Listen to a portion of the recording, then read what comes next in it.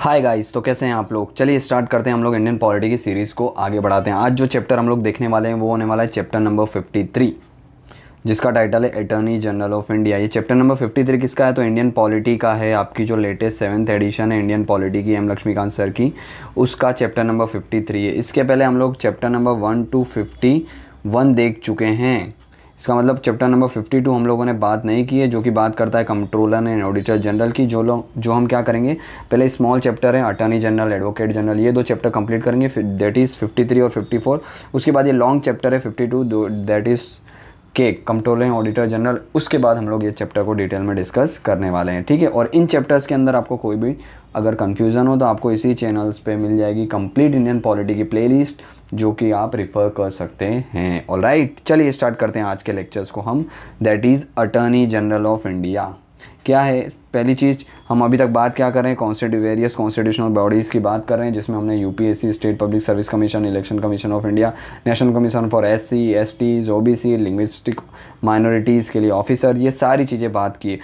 उसी constitutional bodies में एक बॉडी है जिसको बोलते हैं हम attorney general of India. In fact एक पोस्ट है, एक लीगल एडवाइज़र होते हैं। ये भी एक कॉन्स्टिट्यूशनल पोस्ट है। Article 76 of the constitution of India talks about the attorney general of India. और ये क्या होते हैं, हाईएस्ट लॉ ऑफिसर होते हैं इन अवर कंट्री। किसके होते हैं जनरली, ये गवर्नमेंट ऑफ इंडिया के, हम बोल सकते हैं एडवोकेट होते हैं, ठीक है। प्रेजेंट जो अटॉर्नी जनरल ऑफ इंडिया है वो आप देख सकते हैं आर वेंकटरमणा, जो कि present attorney general of India. ये गवर्नमेंट ऑफ इंडिया के सबसे बड़े लीगल एडवाइज़र होते हैं, गवर्नमेंट ऑफ इंडिया के वकील होते हैं, हम इस तरीके से बोल सकते हैं। सुप्रीम कोर्ट हो या हाई कोर्ट हो, उसके अंदर गवर्नमेंट ऑफ इंडिया को रिप्रेजेंट करते हैं। ऑलराइट, तो ये है अटॉर्नी जनरल ऑफ इंडिया। बात करते हैं इनके अपॉइंटमेंट्स की और इनके टर्म्स की। तो देखिए, सबसे पहले एक चीज़ याद रखनी है हमको, इनको अपॉइंट कौन करता है तो अगेन प्रेसिडेंट ऑफ इंडिया इनको अपॉइंट करते हैं। और ये किस तरीके की इनकी अपॉइंटमेंट होती है, तब इनकी क्वालिफिकेशंस क्या होती है जनरली। भाई, कोई भी ऐसा पर्सन जो सुप्रीम कोर्ट के जज के लिए एटलीस्ट एलिजिबल हो, वो चीज़ें होनी चाहिए। इसके अलावा सिटीज़न ऑफ इंडिया होना चाहिए, ये भी एक क्वालिफ़िकेशन है। इसके अलावा हम बोल सकते हैं एटलीस्ट अगर वो जज नहीं है सुप्रीम कोर्ट का, तो उसको हाई कोर्ट के जज के तौर पे एटलीस्ट 5 इयर्स का एटलीस्ट एक्सपीरियंस होना चाहिए, या फिर वो 10 इयर्स का उसको हाई कोर्ट में एडवोकेट के तौर पे क्या हो सकता है, एक्सपीरियंस हो सकता है। इन क्राइटेरियाज़ में से क्या है, कुछ क्राइटेरिया, ये तो यूनिवर्सल क्राइटेरिया है, सिटीज़न ऑफ इंडिया होना चाहिए। इसके अलावा या तो सुप्रीम कोर्ट का जज हो, या फिर हाई कोर्ट के जज के तौर पे एटलीस्ट 5 ईयर का एक्सपीरियंस हो, या फिर हाई कोर्ट के वकील के तौर पे 10 इयर्स का एटलीस्ट ओपिनियन हो, या फिर वो एक एमिनेंट जूरिस्ट हो in the eyes of president, तो भी उसको क्या बनाया जा सकता है, अटॉर्नी जनरल फॉर इंडिया बनाया जा सकता है। तो ये कुछ क्वालिफिकेशंस है जो कॉन्स्टिट्यूशन में नहीं मेंशन की गई है, ठीक है।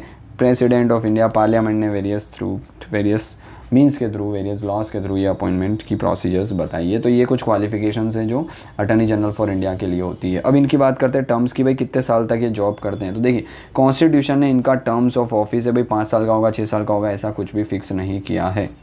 इसके अलावा ना ही कोई प्रोसीजर है इनके रिमूवल्स की, जो कि कॉन्स्टिट्यूशन बात करता है, ना ही इनके टेन्योर्स की बात करता है, ना ही इनके रिमूवल प्रोसीजर्स की बात करता है। तो फिर कौन करता है, तो ये कब तक होल्ड करके रखते हैं अपनी ऑफिस को, तो भाई during the pleasure of president की जब तक इच्छा होती है तब तक ये होल्ड करते हैं ऑफिस। अब ये क्या रियल में प्रेसिडेंट का प्लेजर है, नहीं, council of minister headed by the prime minister का प्लेजर, वो एडवाइस देते हैं प्रेसिडेंट को और उन्हीं को ये अपॉइंट भी करते हैं और रिमूव भी करते हैं।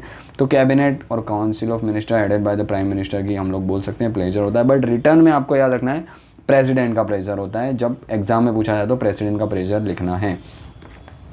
इसका मतलब अगर उनको रिमूव करना है तो भी प्रेसिडेंट कर सकते हैं और एनी टाइम कर सकते हैं, अपॉइंट करना है तो वो भी प्रेसिडेंट ही करेंगे। अगर उनको रेजिग्नेशन देना है तो वो अपना रेजिग्नेशन कौन, अटॉर्नी जनरल फॉर इंडिया, वो प्रेसिडेंट को अपना रेजिग्नेशन दे सकते हैं। और कन्वेंशनली, यानी कि ऐसे कन्वेंशन से ये प्रथा चली आ रही है कि जनरली क्या होता है, जब ये काउंसिल ऑफ मिनिस्टर और प्राइम मिनिस्टर क्या रहते हैं, रेजिग्नेशन देते हैं, तो ये भी क्या करते हैं, अपना रेजिग्नेशन दे देते हैं। कौन, अटॉर्नी जनरल ऑफ इंडिया। क्यों, क्योंकि भाई अपॉइंटमेंट ही गवर्नमेंट कर रही है, गवर्नमेंट के ही वकील है, तो गवर्नमेंट ने रेजिग्नेशन दे दिया, सीधी सी बात है, नई गवर्नमेंट आएगी, वो हो सकता है इनको ना रखे, तो ये पहले से ही कन्वेंशन के थ्रू क्या कर देते हैं, अपना रेजिग्नेशन सबमिट कर देते हैं प्रेसिडेंट को, ठीक है। ये कन्वेंशन है, कोई फिक्स लॉज नहीं है, रूल्स रेगुलेशंस नहीं है, याद रखना कहीं पे मेंशन नहीं किया गया है, ठीक है। इसके अलावा जब हम बात करते हैं रेम्यूनरेशन की, उनकी सैलरीज वगैरह, पेंशन्स वगैरह कैसी क्या होती है, ये चीज़ें भी कॉन्स्टिट्यूशन इसके बारे में बात नहीं करता है। प्रेसिडेंट जो है वो क्या करते हैं, टाइम टू टाइम डिसाइड करते हैं इनको कितनी सैलरी मिलेगी, रेम्यूनरेशंस क्या होंगे, ये सारी चीज़ें प्रेसिडेंट के हाथ में होती है। यानी अपॉइंट करना, रिमूव करना, सर्विस कंडीशन, टेन्योर, ये सारी चीज़ें प्रेसिडेंट ऑफ इंडिया के हाथ में होती हैं। यानी इनडायरेक्टली हम बोल सकते हैं कैबिनेट के हाथ में होती है, प्राइम मिनिस्टर और काउंसिल ऑफ मिनिस्टर के हाथ में होती है, बट रिटर्न में प्रेसिडेंट के हाथ में होती है, ये आपको याद रखना है। ऑलराइट, फिर कुछ ड्यूटीज़ की बात करें कि भाई जो अटॉर्नी जनरल फॉर इंडिया है उनकी क्या क्या ड्यूटीज़ हैं। तो देखिए सबसे पहले तो ये चीफ लॉयर या चीफ लीगल ऑफिसर्स होते हैं किसके, गवर्नमेंट ऑफ इंडिया के। तो इनकी ड्यूटीज़ क्या होगी, सबसे पहले गवर्नमेंट को एडवाइस देना, कोई भी ऐसे लीगल मैटर में अगर गवर्नमेंट फंसती है, उसका केस है, तो वो क्या करते हैं, गवर्नमेंट्स को एडवाइस देते हैं, जो कि प्रेसिडेंट मांगते हैं, प्रेसिडेंट के थ्रू गवर्नमेंट को देते हैं। ठीक है, यानी कि एजी, प्रेसिडेंट और काउंसिल ऑफ मिनिस्टर, इनको कोई भी एडवाइस चाहिए तो ये इनको बोलते हैं और ये इनको बोलते हैं, फिर ये एडवाइस देते हैं इनको, ये एडवाइस इनको ट्रांसफ़र करते हैं, इस तरीके से एडवाइस देते हैं। कोई भी ऐसा लीगल मैटर, भाई सीधी सी बात है, लॉयर हैं वो, सुप्रीम कोर्ट के जज रहने की क्वालिफिकेशन है, तो सीधी सी बात है लीगल मैटर्स में ही वो काम करेंगे, क्योंकि उनका काम ही है लॉयर का ये काम करना, लीगल मैटर को सेटिस्फाई करना। इसके बाद और भी कुछ ड्यूटी परफॉर्म करते हैं जो कि लीगल कैरेक्टर्स की होती है, जो प्रेसिडेंट उनको असाइन करते हैं। इसके अलावा वो डिस्चार्ज करते हैं functions conferred to him by the constitution और एनी अदर लॉ। तो कॉन्स्टिट्यूशन ने इनको जो फंक्शन दिए वो तो ये क्या करते हैं, परफॉर्म करते ही हैं। प्रेसिडेंट और भी ड्यूटी इनको असाइन कर सकते हैं। For example government of India के बिहाफ में इन्हें क्या करना होता है, सुप्रीम कोर्ट के अंदर प्रेजेंट रहना होता है। भाई गवर्नमेंट का कोई केस है, सीधी सी बात है, तो गवर्नमेंट खुद जाएगी लड़ने या सुनवाई लेने, नहीं, उनके बिहाफ में ये एजी अटॉर्नी जनरल को भेजा जाता है प्रेसिडेंट के द्वारा। ठीक है, गवर्नमेंट ऑफ इंडिया उनको रिप्रेजेंट करना हो सुप्रीम कोर्ट में अंडर आर्टिकल 143। अंडर आर्टिकल 143 क्या है भाई, कि भाई सुप्रीम कोर्ट से कौन ले सकते हैं सलाह, प्रेसिडेंट ले सकते हैं। तो प्रेसिडेंट खुद जाते सुप्रीम कोर्ट में सलाह लेने, अंडर 143 आर्टिकल नहीं, अटॉर्नी जनरल को भेजा जाता है। अटॉर्नी जनरल को सुप्रीम कोर्ट सलाह देता है, फिर अटॉर्नी जनरल प्रेसिडेंट को वो सलाह ट्रांसफ़र करते हैं और फिर ये जो है वो कैबिनेट को ये सलाह ट्रांसफ़र करते हैं। तो अटॉर्नी जनरल एक मीन्स होते हैं through which the supreme court give the advice to the government और द प्रेसिडेंट। इसके अलावा हाई कोर्ट में जब अपीयर होने की ज़रूरत पड़ती है किसी भी केस के सिलसिले में, तब भी क्या कहते हैं, ये अपीयर रहते हैं उस पर्टिकुलर हाई कोर्ट्स के अंदर, क्योंकि गवर्नमेंट्स उसके अंदर स्टेक होल्डर है, पार्टीज़ हैं, इसलिए। तो ये कुछ ड्यूटीज़ हैं जो क्या फॉलो करनी पड़ती है, अटॉर्नी जनरल फॉर इंडिया को फॉलो करनी होती हैं। इसके अलावा इनके क्या क्या राइट्स हैं, क्या क्या लिमिटेशंस हैं। तो देखिए राइट्स तो क्या है, सबसे पहले ये राइट टू ऑडियंस का काम करते हैं। भाई किसी भी कोर्ट के अंदर, वो हाई कोर्ट हो, सुप्रीम कोर्ट हो या लोअर कोर्ट हो, वो क्या कर सकते हैं, पूरी टेरिटरी के अंदर जितनी भी हाई कोर्ट है वहाँ पे राइट टू ऑडियंस से बैठ सकते हैं, प्रोसीडिंग को सुन सकते हैं, बोल सकते हैं, डिबेट का पार्टिसिपेशंस कर सकते हैं। डिबेट में both houses of the parliament, that is Rajya Sabha और लोकसभा, उसके अंदर भी क्या कर सकते हैं, बैठ सकते हैं, स्पीक कर सकते हैं। जॉइंट सिटिंग है उसके अंदर भी बैठ सकते हैं। वेरियस कमिटीज़ है उसके अंदर भी क्या कर सकते हैं, एडवाइस दे सकते हैं। बट राइट टू वोट के बिना, वोट नहीं करेंगे, बाकी सारी चीज़ें कर सकते हैं। और इनको जो भी राइट्स और प्रिविलेजेस इम्यूनिटीज़ दी जाती है वो मेंबर ऑफ पार्लियामेंट को जितनी दी जाती है उतनी ही अटॉर्नी जनरल को भी प्रिविलेजेस और राइट्स वगैरह दिए जाते हैं। तो ये चीज़ें याद रखनी है। राइट टू ऑडियंस का राइट है, विदाउट राइट टू वोट ये नहीं कर सकते क्योंकि मेंबर नहीं है, सीधी सी बात है।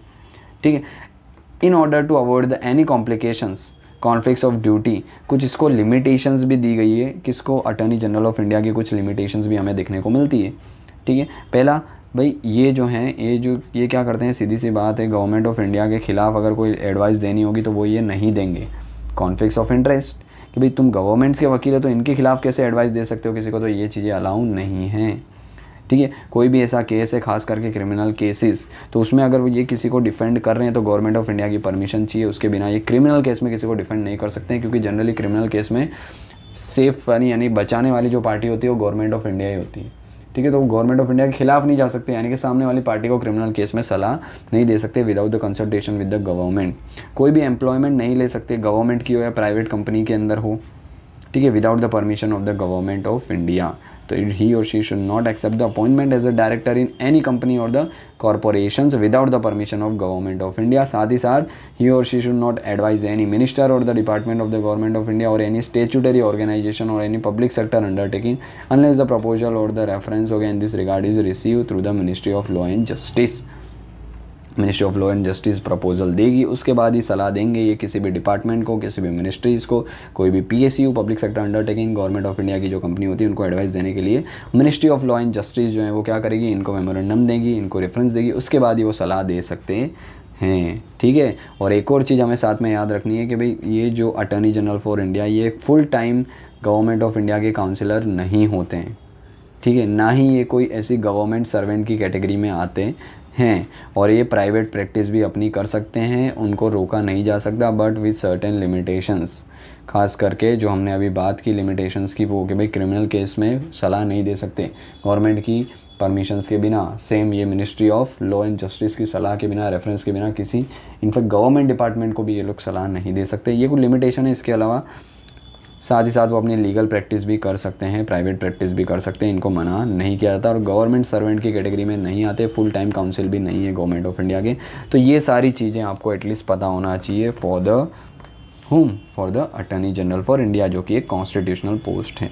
देखिए कई बार हमारे कॉन्स्टिट्यूशंस के अंदर तो ये चीज़ें मेंशन नहीं है, हमारे कॉन्स्टिट्यूशन में ओनली अटॉर्नी जनरल की बात की गई। बट अटर्नी जनरल सीधी सी बात है यार, 1%, इतने सारे दुनिया भर के केसेस होते गवर्नमेंट ऑफ इंडिया के, कैसे सारे फुलफिल कर पाएगा। इनको असिस्ट करने के लिए सॉलिसिटर जनरल ऑफ इंडिया और additional solicitor general of India की पोस्ट भी हमारे क्या देखने को मिलती है, कन्वेंशंस के तौर पे हमारे इंडिया में देखने को मिलती हैं, ताकि ये क्या कर सकते हैं, अटर्नी जनरल को कर सकें असिस्ट। तो ये चीज़ें देखने को मिलती हैं। और याद रखना आर्टिकल 76 खाली अटर्नी जनरल की बात करता है, वो ना ही ये सॉलिसिटर जनरल की बात करता है, ना ही कोई एडिशनल सॉलिसिटर जनरल की बात करता है। और याद रखना है हमको 76 ओनली अटर्नी जनरल की बात करता है, और साथ ही साथ अटर्नी जनरल जो हैं वो कैबिनेट के या सेंट्रल कैबिनेट जो हैं उनके मेंबर्स नहीं होते हैं, याद रखना।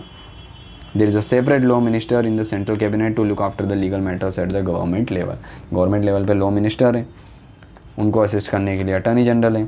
कैबिनेट का पार्ट तो लॉ मिनिस्टर ही हैं, सीधी सी बात है, उनको असिस्ट करने के लिए अटॉर्नी जनरल है, तो कैबिनेट का ये पार्ट नहीं होते हैं।